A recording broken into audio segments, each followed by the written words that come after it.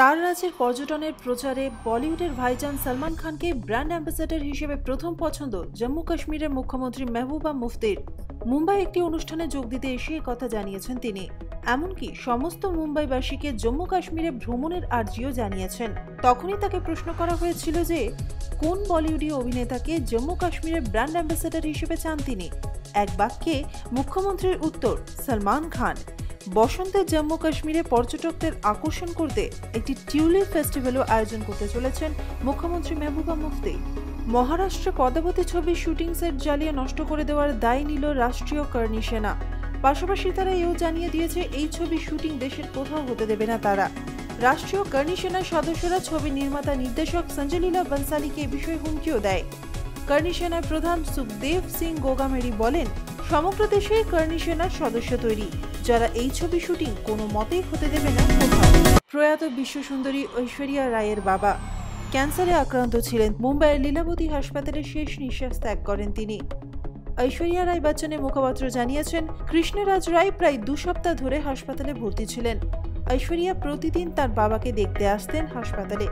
কাজের সূত্রে অভিষেক দীর্ঘদিন ধরে নিউ ইয়র্ক থাকা সত্ত্বেও ঐশ্বরিয়া মুম্বাইতে ছিলেন তার বাবার জন্য। হাসপাতালে ভর্তি থাকাকালীন অমিতাভ বচ্চন এবং জয়া বচ্চন কৃষ্ণরাজকে দেখতে যেতেন বলে জানিয়েছেন ঐশ্বরিয়ার মুখপাত্র। চলে গেলেন বর্ষিয়ান রক অ্যান্ড রোল শিল্পী চাক বেরি। মৃত্যুকালে তার বয়স হয়েছিল 90, জানিয়েছে মিসৌরি পুলিশ। একাধারে রক অ্যান্ড রোল শিল্পী ও গিটার বাদক ছিলেন তিনি। তার মৃত্যুর কারণ সম্পর্কে এখনো কিছু জানা যায়নি। 1986-তে রক অ্যান্ড রোলের আবির্ভাব যাদের হাত ধরে হয়েছিল তাদের মধ্যে একজন হলেন চাক বেরি। 1985-তে গ্র্যামি পুরস্কারও পান। 1979-তে প্রেসিডেন্ট জিমি কার্টার থাকাকালীন আমেরিকার হোয়াইট হাউসে গান গেয়েছিলেন তিনি। বিতর্কে কপিল। জানা যায়, রাতের এক ফ্লাইটে করে অস্ট্রেলিয়া থেকে মুম্বাই আসছিলেন কপিল এবং সুনীল গ্রোভার। তখনই কোনো বিষয়কে ঘিরে দুজনের মধ্যে কথা কাটাকাটি শুরু হয়, কিন্তু পরিস্থিতি হাতের বাইরে চলে যায় যখন কপিল শর্মা শারীরিকভাবে সহকর্মী সুনীল গ্রোভারকে হেনস্থা করে। এই সময় কপিল মদ্যপ ছিলেন বলেই শোনা যাচ্ছে। কপিল শর্মা শোয়ের পুরো টিমই অস্ট্রেলিয়াতে, সেখান থেকেই ফিরছিলেন কপিল এবং সুনীল গ্রোভার। কপিল ও সুনীলের মধ্যে বচসার কারণে বিমানের অন্যান্য যাত্রীরাও বিরক্ত হন বলে সূত্রের খবর। অভিনেত্রী জিয়া খানের মৃত্যুর মামলা আরও একবার খবরে। বম্বে হাইকোর্টের রায়কে চ্যালেঞ্জ জানিয়ে সুপ্রিম কোর্টে স্পেশাল পিটিশন দায়ের করেন প্রয়াত জিয়ার মা রাবিয়া খান, যা খারিজ হয়ে গিয়েছে বলে জানা যায়। সুপ্রিম কোর্ট নিম্ন আদালতে পিটিশন ফাইল করার কথা বলেছে। এর আগে বম্বে হাইকোর্ট অভিনেত্রী আত্মহত্যা মামলায় রাবিয়ার বিশেষ তদন্তকারী দল গঠন করার পিটিশন খারিজ করে।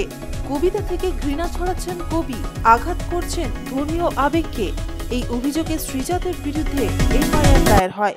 তিনি বাংলা ভাষার আধুনিক যুগের কবিদের অন্যতম। লেখার পাশাপাশি তাকে মঞ্চে এবং সিনেমার পর্দাতেও দেখা গিয়েছে অভিনেতা হিসেবে। তাছাড়া সোশ্যাল মিডিয়ায় রীতিমতো বিচরণ করতে দেখা যায় শ্রীজাত বন্দ্যোপাধ্যায়কে। তার লেখায় উঠে আসে সাম্প্রতিক সমাজের কথা।